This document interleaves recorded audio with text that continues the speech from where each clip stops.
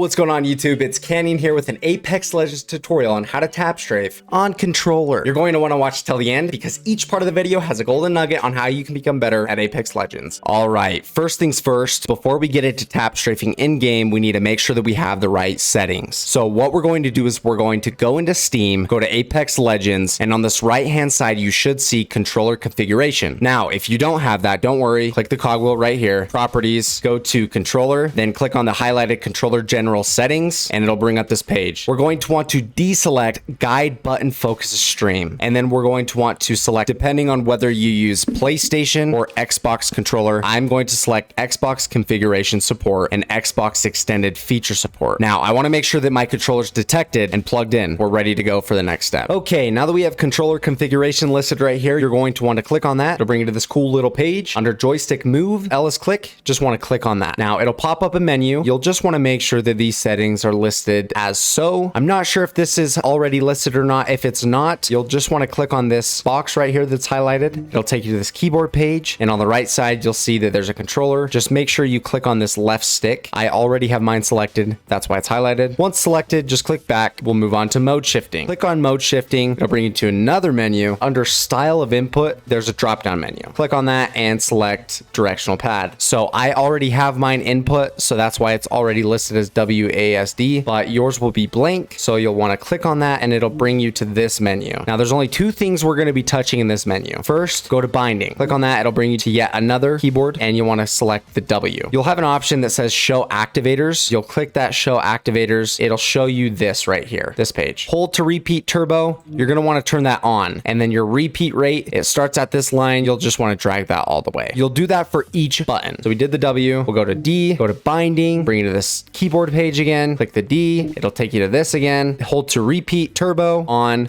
repeat rate all the way up. And likewise for S, do the same thing. Hold to repeat rate up, yada yada. Same thing with the A, and boom, we have the right settings on Steam. Now we're gonna jump into the game. This is why it's important to know how to tap strafe. Tap strafing is single-handedly the most important movement technique in Apex Legends. Tap strafing is redirecting your momentum in a different direction without losing any of that original momentum. It allows you to move around the map quicker, win more gunfights, and it also just makes your gameplay look sexy. Another reason you should learn how to tap strafe on controller is because it'll close the skill gap between controller and mouse and keyboard players. There are infinite ways to utilize tap strafing, so if I missed any, be sure to let me know in the comment section below. To do a redirect strafe, you'll want to gain momentum, slide, jump, press in your left analog stick, and move it in the direction you want to go.